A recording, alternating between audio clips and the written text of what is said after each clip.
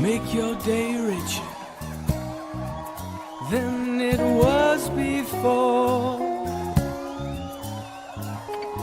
Got some good times knocking upon your front door.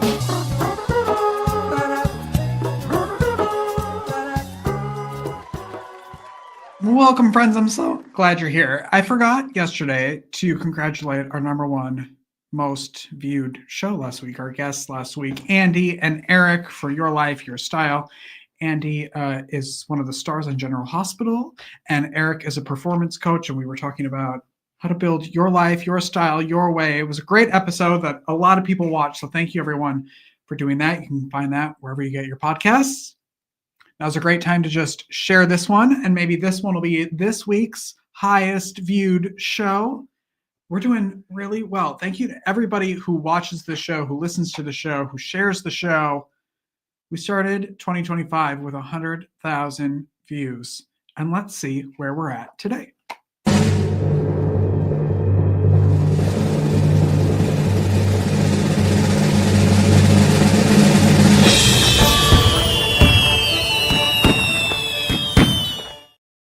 324,047. We like exact numbers around here, and that was before this show started airing this morning. So thank you, everyone. I love getting to do this every single day, and y'all are showing up and watching, so I appreciate it. Outside of this show, though, I don't know if you know this or not, but I help other podcasts and live streams with their production and editing, and Gorilla HR, which is my friend Becky's podcast about human resources. So anybody in the business world, whether you're an employee or an employer, should be listening to this podcast. It's called Gorilla HR, based on her company, Gorilla HR. And it's everywhere you get your podcast. It's also on YouTube, but it's audio only. So take a look at this clip from this week's episode. I think a lot of people think affirmative action is quotas, and like you must hire, 15% Black people and 15% Hispanic or Latino, Latinx people. So I'm going to stop there and say, is that true? Is that really what affirmative action is? Oh man, the number of times I have had to say this is not a quota. I definitely, a penny per statement, I would be rich now, no longer have student loan debt. But yeah, it is absolutely not true. Like, there are no quotas associated with the affirmative action expectation. Unfortunately, that is what has come out of it. That is a misconception that a lot of people think is the purpose behind the affirmative action and the plans that have to be produced. But quotas are unlawful. We still have the equal employment opportunity and that whole concept there.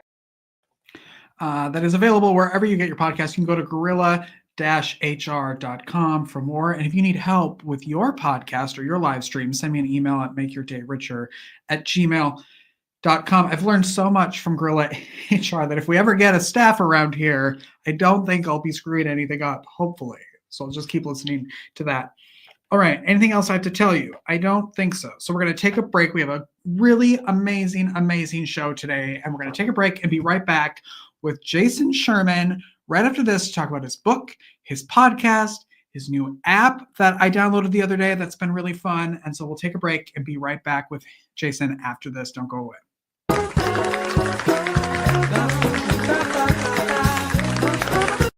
You know what would be better than watching this commercial?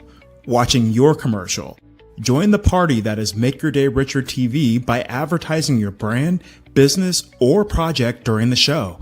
Use us to promote what you're doing to make our viewers' day richer. Scan the QR code or visit makeyourdayricher.com/advertising to start promoting today.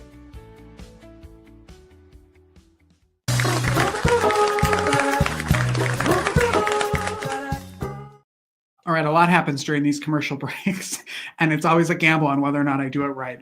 My first guest, we're diving into the exciting world of startups and technology with Jason Sherman. Jason is a seasoned entrepreneur with over 15 years of experience mentoring startups and elevating businesses. He's the host of the Strap on Your Boots podcast and author of the book with the same title, which is a guide for aspiring entrepreneurs. He's currently leading Spinnr, I think I said that right, a revolutionary video friendship app aimed at tackling the important issue of loneliness. I downloaded it. It's been kind of fun, even as a 40-year-old trying to figure this out. So please welcome Jason Sherman. Good morning. Hey, how's it going? Thanks for having me today. I appreciate it. Good. How are you? Not bad. I'm doing pretty good. The sun is shining. Good. The sun is shining. Are you a coffee drinker?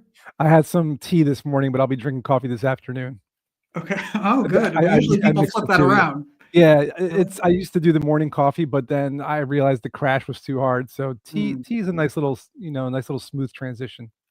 Yeah, and then when you do coffee in the afternoon and crash, you can just go to sleep. So that's good. That's exactly what that was the mental thinking about it for sure. I like that idea. I want to start with your app Spinnr. I'm saying that correctly, right? Yeah, it's Spinnr. Yeah, absolutely. Okay, cool. And 40-year-old, I'm 48, and honestly, I built it for us because we're the ones that have the most trouble finding new friends. Yeah, this is accurate, especially if you move, right? Like, oh yeah, I've moved a few times, and as a 40-year-old, trying to find people you connect with without walking up to someone and be like, "Want to be my friend?" is weird. Yeah, we noticed that's a big one is people who move, but also married couples don't have the same hobbies. Usually, like one plays tennis, the other likes to go shopping or whatever. So, like, you need to figure out where those people are. It's really hard. You can't do that on Facebook or Instagram or TikTok, or that's not where you find those people. Yeah, so tell everybody about the app. It's obviously available on it's free. both It's free to platforms, use. right? Yeah, it's free to use, iPhone and Android. We built it 4 years ago for the loneliness epidemic that the U.S. Surgeon General declared, and we just happened to build it at the right time. It was for that moment, and it was really starting out as a community platform for people to talk about their hobbies and interests, and then get to know each other through video. It's a 100% video platform, so think of it like TikTok, Instagram, Facebook, Meetup with Meetup.com, and AOL chat rooms.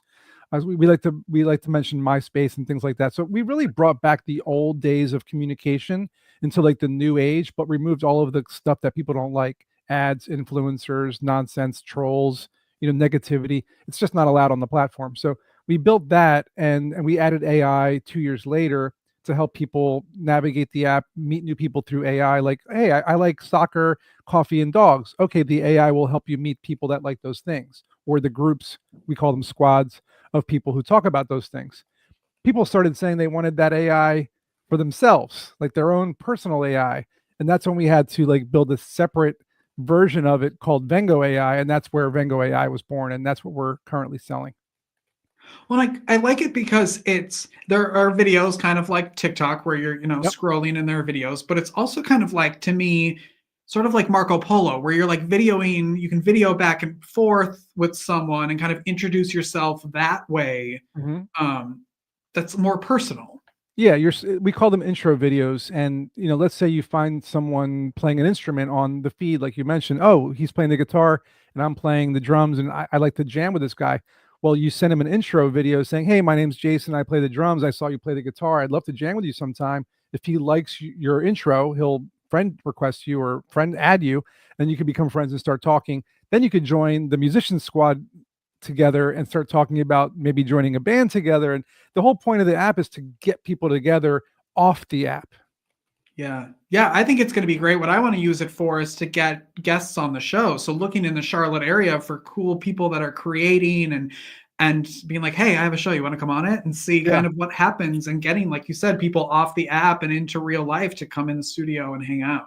Yeah, for sure. That was the whole purpose was, we noticed social media destroyed the world in a sense, between negativity, misinformation, and keeping people on the app.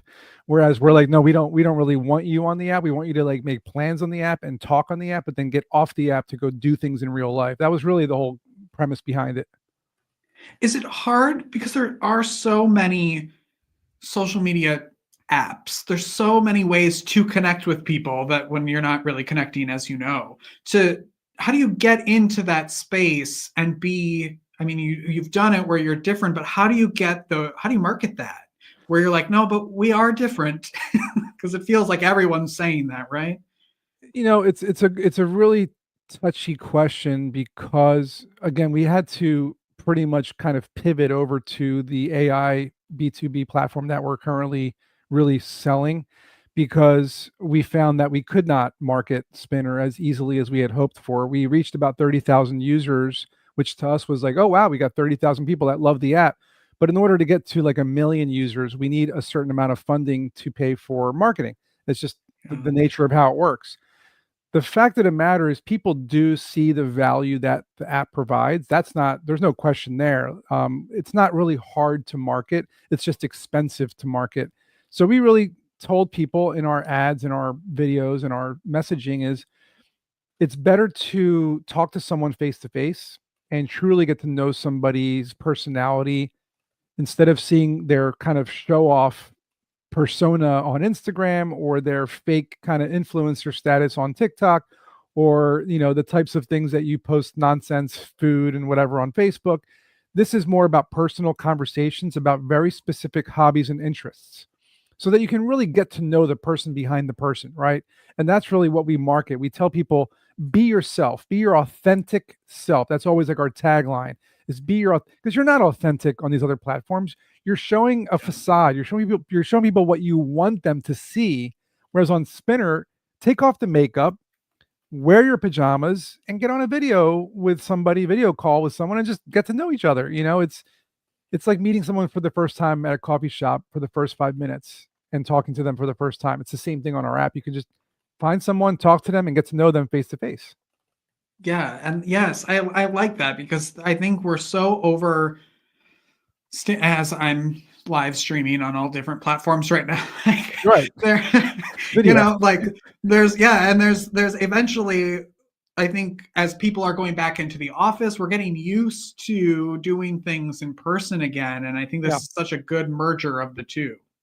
I agree. I just wish that investors would see the value there. But, unfortunately, over the years, they just want unrealistic expectations. They want to see 1 million people using it, $1 million in revenue. And in a startup, it's really, really challenging and difficult, almost impossible, I'd say, to reach those numbers without some sort of funding. Yeah, it's yes. I think it's leading a good segue into all the other things that you do that people are expecting 1 million views and 1 million copies. You're also podcasting, your books. These are all things that you really have to, as I know, figure out what your idea of success is on all of these platforms, because it'd be great if 1 million people a day were downloading Spinnr and listening to our podcasts, but that's not realistic. No, because we're not celebrities, right? When you have celebrities starting podcasts and getting $10 million contracts, et cetera, they're the ones that have the following. And as you know, if you have a degree from Stanford and you worked at Google for 5 years and you had a startup that already exited for $100 million, your chances of getting funding for your next idea are almost 100%, if not 200% or 500%. You're going to get funding. But if you're somebody who did not go to an Ivy League school, did not work for a top tier company, and did not have an exit, then you're basically the rest of the millions of people out there trying to get funding that you have to basically mitigate the risk of the investors. So you mentioned, the podcast and all these other, and the book and these things and levels of success, right? So for me, the level of success was when I wrote the book, which was back in 2015, 10 years now. And I'm told today by people still how relevant my book is. Now, if you go back 10 years when I wrote the book, my impetus for writing it was the fact that all the other books that were written for entrepreneurs by entrepreneurs who were rich, who had made millions, they were very situational, reasons why they were able to do what they did. Either their uncle invested in real estate and gave them properties, or they were lucky enough to sell some program to Microsoft for, $10 million, and all these very specific things. So they didn't give you any actionable advice or, strategies or methodologies. And I thought, why do all these books from these gurus tell you how to be a successful entrepreneur without actually telling you how to do it? They just told you what they did. So that was the book. The book was the things that I did, the methodologies, the tactics, the strategies, the work that I put in day out for my startup at the time, back in 2010 through 2015. What did I do those 5 years to get to 500,000 users for one of my startups? And all those things are in the book. So it's like homework. You go through each chapter and it makes you do the work step by step without spending any money. These other classes that are $5,000 master classes, you don't get anything out of those. They make their money from those master classes. Yeah. Right. So I gave my book out for free all over the colleges in Philadelphia. I started hearing a lot of great things until a couple of PhD students who were running the entrepreneurship program at the University of Pennsylvania's Wharton School of Business, they said, hey, we really want this book made into a course. And I said, okay, I could do that. It took me 6 months to create Startup Essentials. I taught it at the entrepreneurship class in front of like 300 students. They were getting ready for their hackathons, right? They used my course to build what they had to build for the hackathons, and the success rate was like 300% higher than normal, they told me. So they asked me to come back. This was 2017, a whole semester, 2 semesters. 2018, they asked me to come back and do it again. I did it again, same thing. So it was 4 semesters, 2 years I taught this course. And then at that point, everyone said, well, what else do you have? Book, course. I'm like, what else do you need? Like, you should make a podcast so we can keep hearing more about your stuff. So in 2018, 7 years ago, way before people thought podcasting was cool, I started my podcast. So success. The book was obviously touching a lot of people's brains. They were like, oh, wow, this is working. The course started to really work. I put the course online after for everyone to use. Udemy, Skillshare, it's on there. People give me great reviews for that. The podcast started. I started doing monologues. And then people started saying, well, hey, strap on your boots is a play on words, bootstrapping your startup, right? And so I said, I'm going to make this podcast about bootstrapping your startup, about really what are the things, the actionable things that you can do as an entrepreneur without spending money. Like, we're talking about hard work, do the work. And that's what I do in the podcast. So I started the monologues. Eventually I started interviewing some people. And then I started getting requests from agencies and CEOs and big companies saying, hey, we want you to interview us because you're one of the top entrepreneurship podcasts. I ended up being top 5% in the world and sponsored, right? So 7 years later, it's really hard to manage, as you know, a podcast. It's a lot of work. And but the success is there. Like, people generally like to hear the advice from top CEOs. What days does it come out? Like, how often does it come out and what days? I mean, if it was up to me, I would obviously do like more regular episodes, but it's just so much work. And I have, like you mentioned, so many other things to do. And I'm running Vengo AI full time right now, but it's on Mondays, Monday mornings. It comes out once a week. And most of the conversations are, again, actionable. So I ask really difficult questions, almost trying to maybe stump the guest in a way, like to get them to really give me the truth behind the question. So if you're telling me that you made, $50 million in your company and you're, this top tier person, how did you get to that point? I don't care about the end goal. I want to know, how did you market how did you get your first 100 customers? And then when I get the answer of how you got your first 100 customers, and I hear like, well, I did this, that, and the third. Yeah, but how did you get 100 customers in 2 months using Google ads? That's not normal. What did you do specifically to get to that point? Because that's what everybody asks me. So I'm asking for the community. I'm asking for the world. How did you do these things? And that's what the show's all about. It's really the hard truths behind success. Yeah, because it's helpful to hear those step-by-step processes when you're trying to do it all yourself and you don't know all the ins and outs, to hear from the people who have done it. And like you said, not just the end result, but like the actual, like, boots on the ground. Like, how did this happen? Because there's so many things and so many ways to do it, and we don't, it's hard to know how to do everything. So your podcast helps us give those, in all the different areas, which is you can say that again. I mean, you need a good team, right? You need people that are competent and skilled in different expertises. And I think what's really interesting to me, it's kind of a meta moment, not meta Facebook, but for me, they took that word from us. But for me, the meta moment is on the podcast, I get to talk a lot about my startup, Vengo AI, because it's relevant in the fact that I'm using all of the methodologies and strategies and tactics that I've taught over the years in my own startup.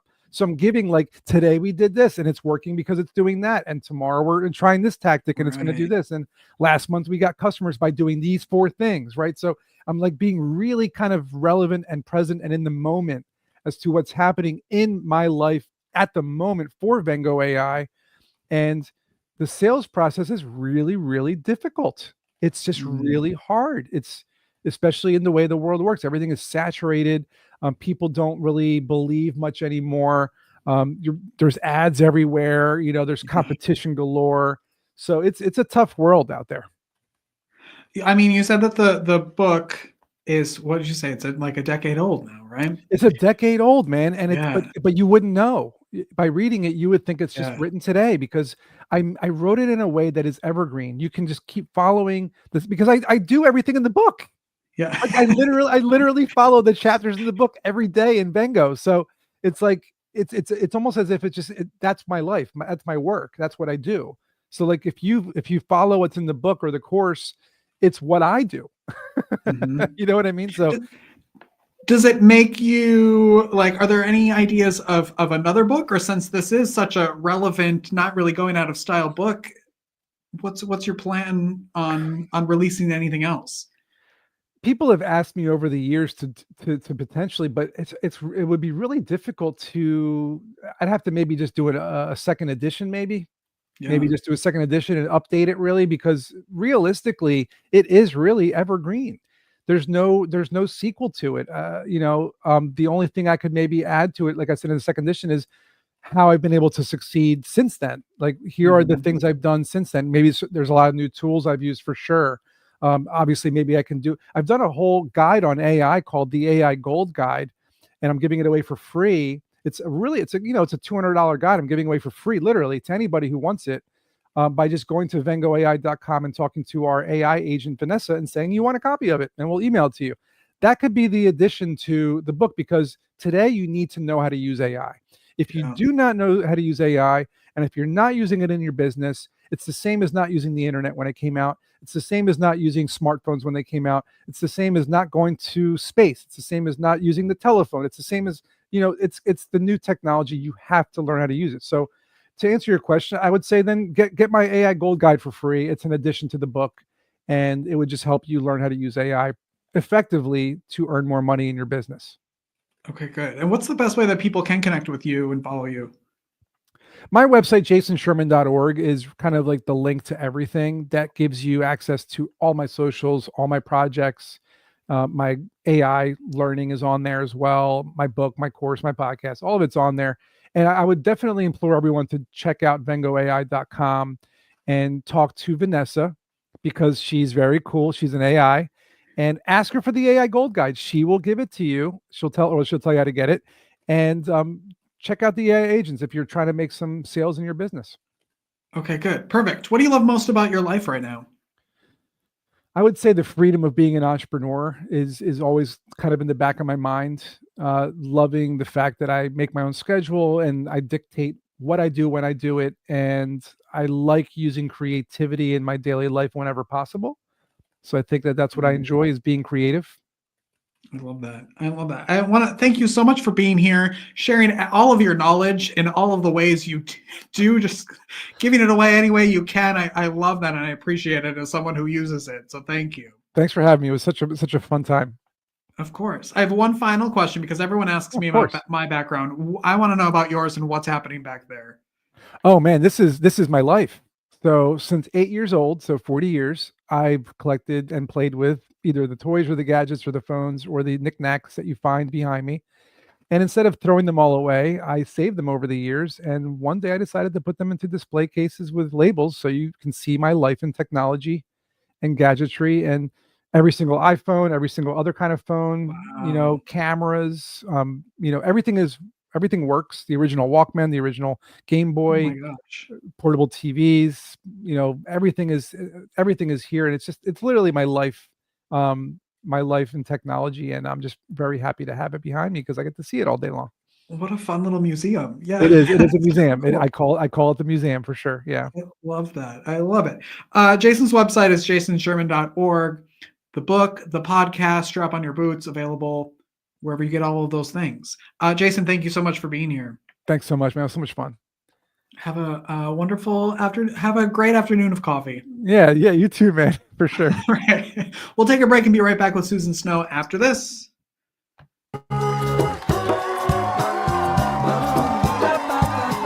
Life is difficult. Are you feeling overwhelmed or like you could use a little support for your mental well-being? Visit the Help Hub.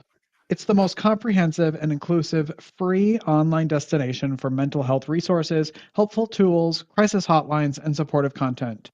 Just go to thehelphub.co to find the resources you need when you need them most. Unlike other resource pages, the Help Hub is divided into 16 different categories, ensuring that everyone in every community has access to the resources and support that matches their unique needs. Find the help you're looking for at thehelphub.co.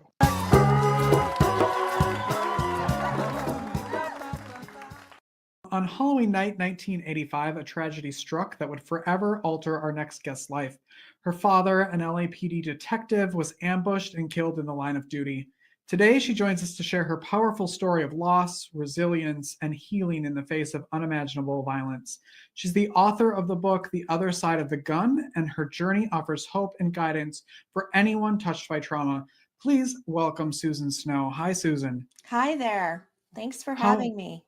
Oh my gosh, thanks for being here. How old were you in 1985? I was 17. 17. Is it still, when you hear stuff like what I just read, when you still talk about it, are you removed from it at this point, or is it still so close and personal? No, I'm actually, I've been telling my story since the book came out a lot. So it's a part of me, but it's not, I have learned to move through the pain of it. So I'm able to tell the story, and it still means a lot to me, but it's not, I don't get emotional anymore. Can we talk a little bit about the ways that you were able to go through that and travel through all of that pain? Oh, absolutely.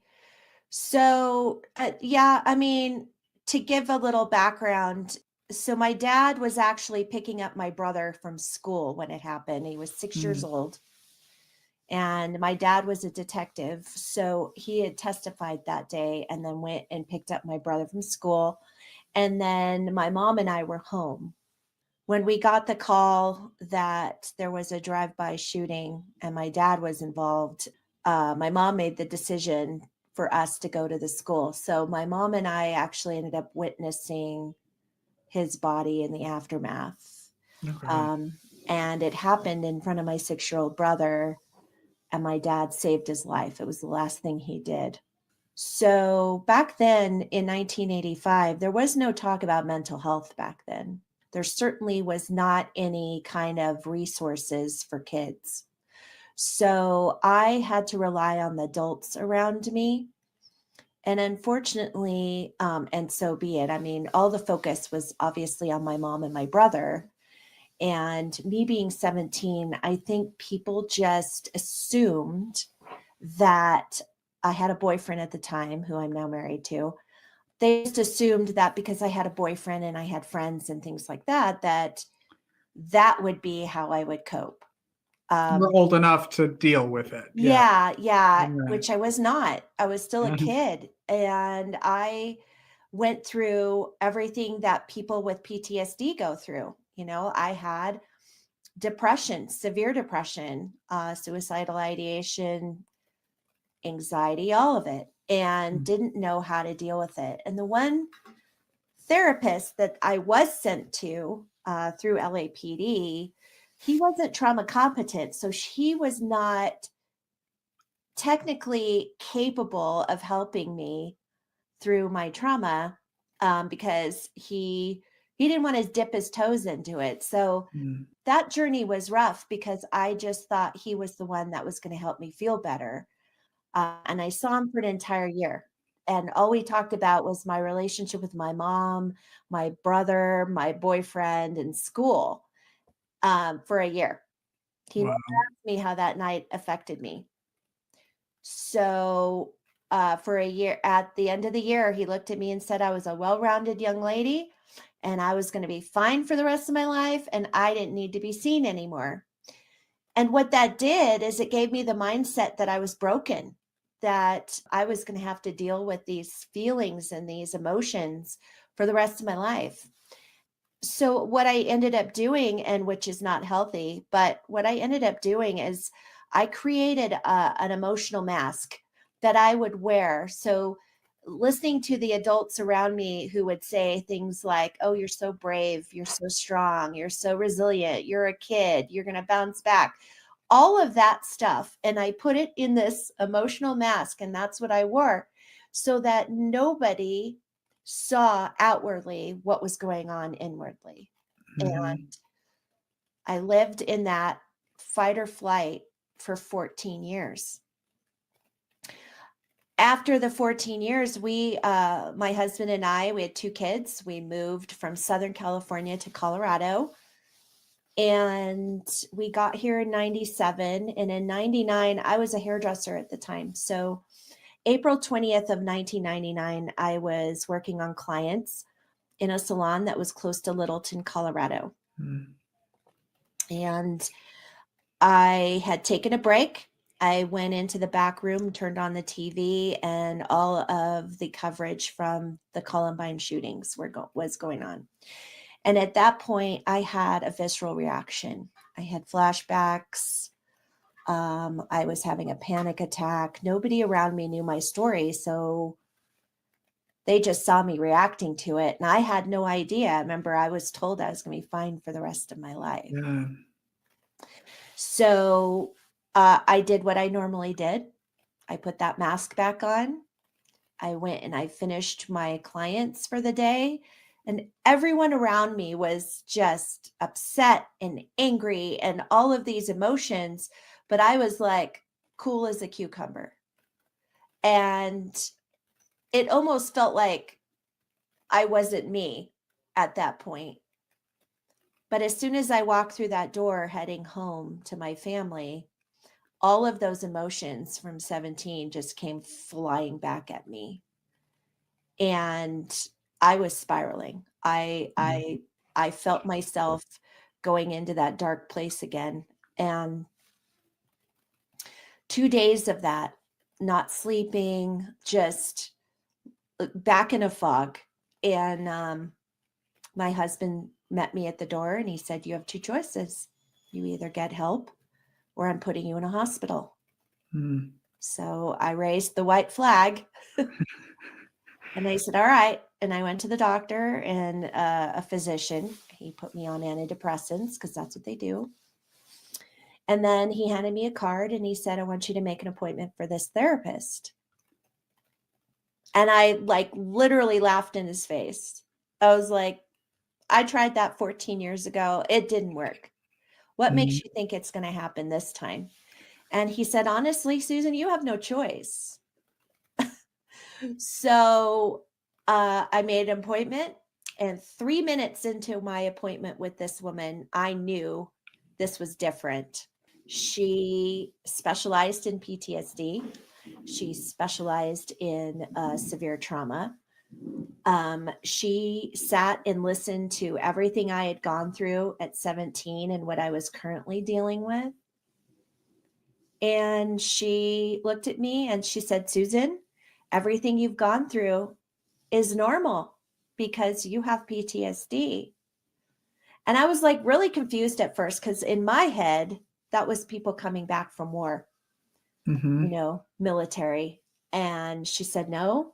She said, anybody who goes through anything traumatic can experience PTSD. But what you need to know about that is that it doesn't go away. It's something you learn to manage.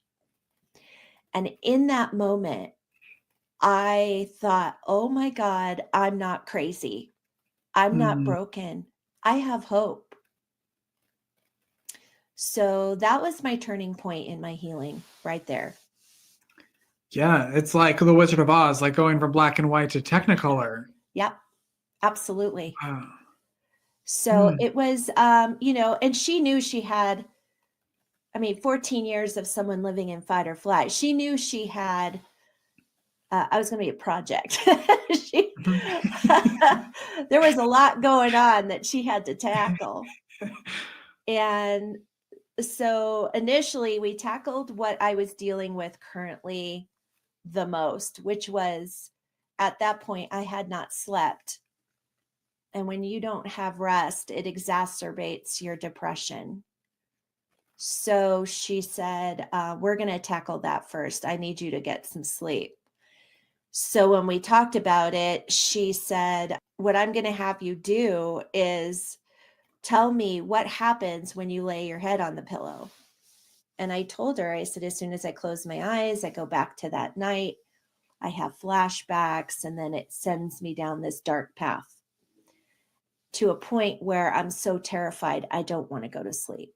And a lot of people have this, right? So she said, okay, so our priority is going to be getting all of that stuff out of your head before you go to sleep. And I said, okay. She said, so here's what I'm going to tell you. We're going to do something called journaling. Have you ever journaled before? And I said, no.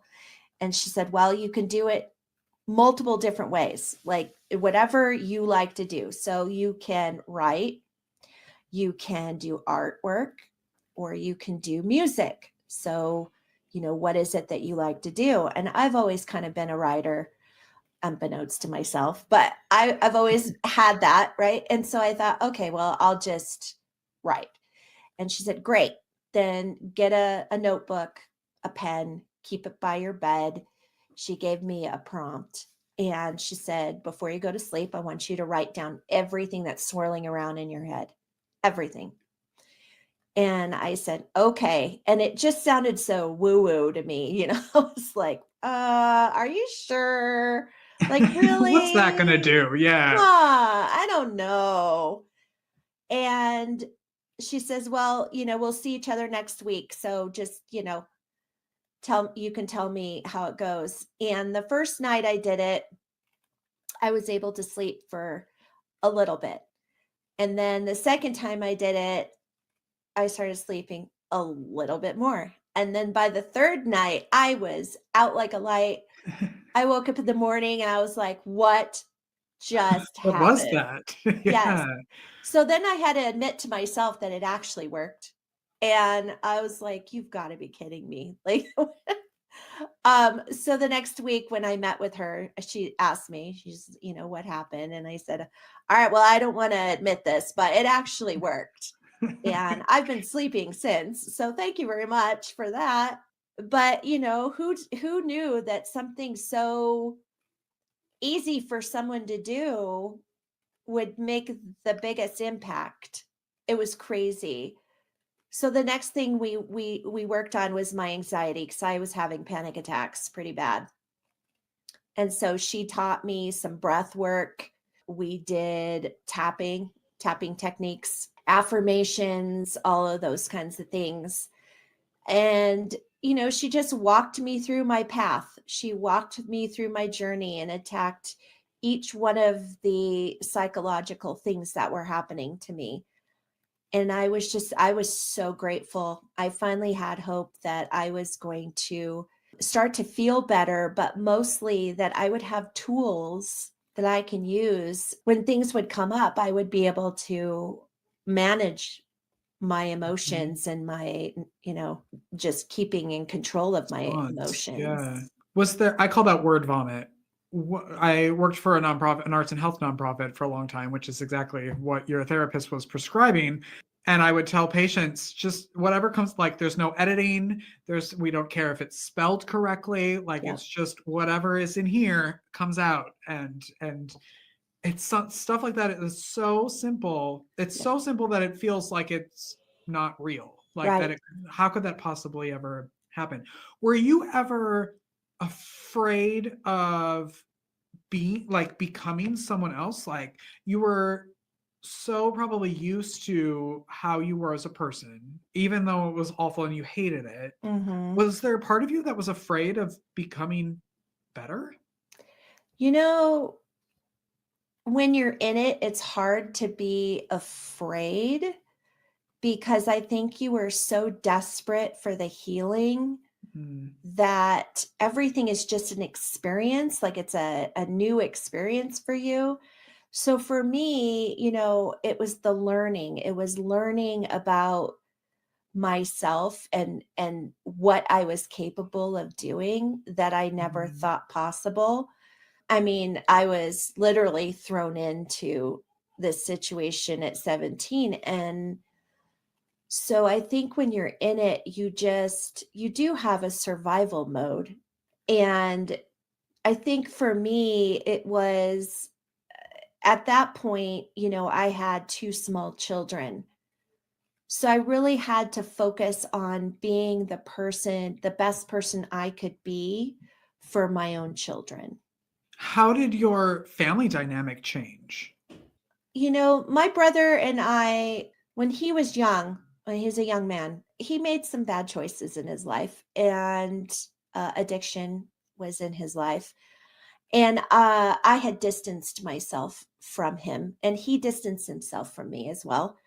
And with my mother, my mom and I did not have a very healthy relationship prior to my dad's death, Mm. and that remained.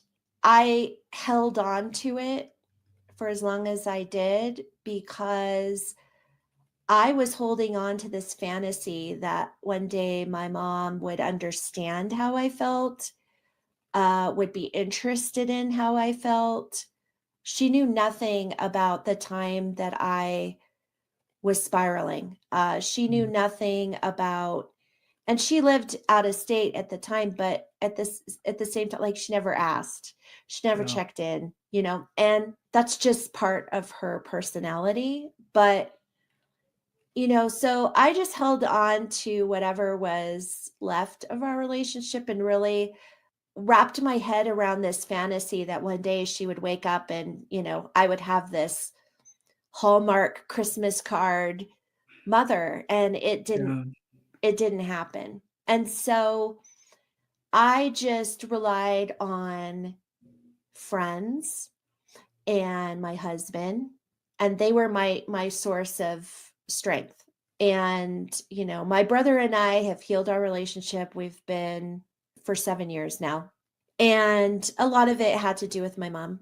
Our separation, or our thought processes about each other, had a lot to do with my mom. But I call him my Hercules. He's been through a lot, and my Yeah. dad was the first situation, and he's had stackable trauma his whole life, and Mm. he's in his healing journey now, and I'm very proud of him. But I call him Hercules because he's still here, one. Mhm. Mhm. And two, he's like 6'2" and almost 300 pounds. He's a very What big else could guy, you call him? Yeah, right? exactly. He's my Yeah. Hercules. Oh. So, yeah, so I'm really blessed that, we have healed our relationship, continue to heal our relationship, and that now, like, I get to be a source of strength for him in the way that I really wanted to. And part of that Mhm. was writing the book. Tell everybody about the book, and what it's about, and what can they expect from it reading it. Well, the book it's a labor of love. It took me four and a Mm. half years to write it. And the reason it did is because I had to dive and relive and feel all of the emotions. This book is very raw. I'm very vulnerable, and it's very authentic. I wanted it that way. So the first part of the book is the traumas that I have gone through in my life. And the second part is how I got through it. Mm. So my purpose in writing that book was not only just cathartic for me and healing for me, but I also wanted to heal other people around me, my own family, law enforcement family, because even till today, there's so much anger and sadness around my dad's passing that, because he was murdered, there's just all of this pain for other Yeah. people that is, really still kind of raw, even like Mhm. 39 years later, it's still kind of raw. So in writing the book, I figured if they saw that I got through it, that I got, that I moved through it, that I heal and I'm continuing to heal and I've healed, that maybe it would give them some hope and some healing for them. And so, that's what I did. There was fear. There was definitely fear wrapped around writing the book, because when you are that vulnerable and you put yourself out there, part of my truth, I had to tell my mother's truth. And I knew that what the repercussions of that could be, that it would destroy what was left or it would open up a conversation. And I had to be okay with either one of those. Mm-hmm.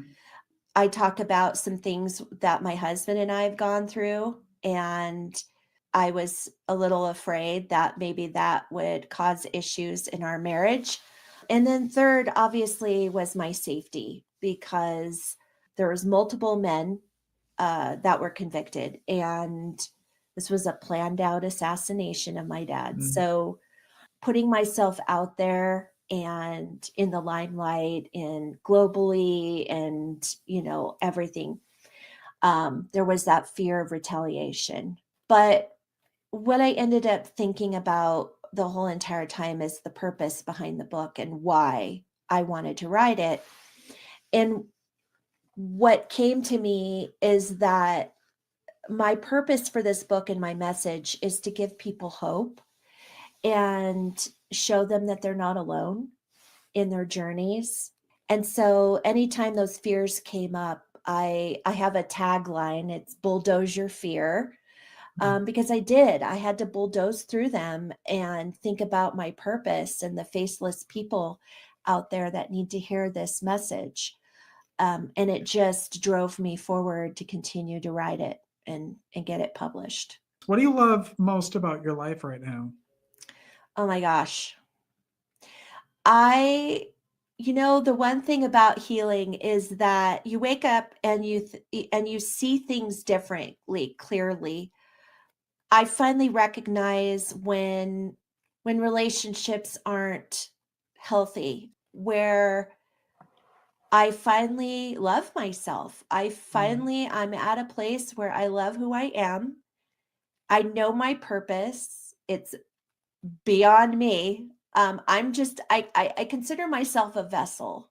Like, I'm the vessel for this message. And I feel really grateful every day that I'm able to do things like this and get this message out and just try to give as many people hope. Thank you for sharing your story and doing what you're doing. I really appreciate it. And I'm so glad you came on to talk to me. Thank you. Thank you for having me. I really appreciate it. Come back anytime. Are you going to be working on another book or anything? Or just one and done? I have one in my head. My editor said, once my book came out, she said, you're going to be living your next book. And she's absolutely right. So yes, there is another book coming, and 2025 is going to be filled with some really incredible things and speaking engagements and things like that. So I'm really excited. Good. Well, I hope stopping back here is on that list as well, because I'd love Absolutely. I would love it. Good. Susan's book is called The Other Side of the Gun. It's available now. Go on Amazon and buy it. Go to her website, susansnowspeaks.com. We'll be right back.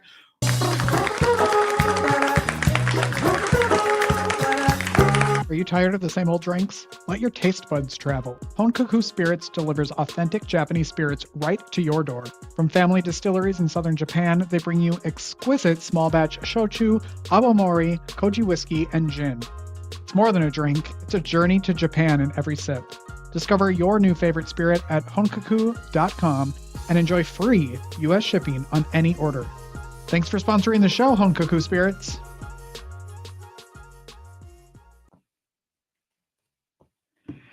Well, we're back, everyone. Hey,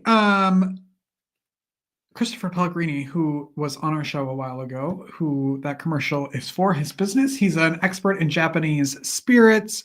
He's going to be back on the show, and we're going to do a live tasting of some of his drinks. And if you want to join us And who wouldn't at 10 a.m. having a drink? Go to homecookoospirits.com. Those are the 4 that we'll be tasting when he comes back. Order those. You'll get them in time.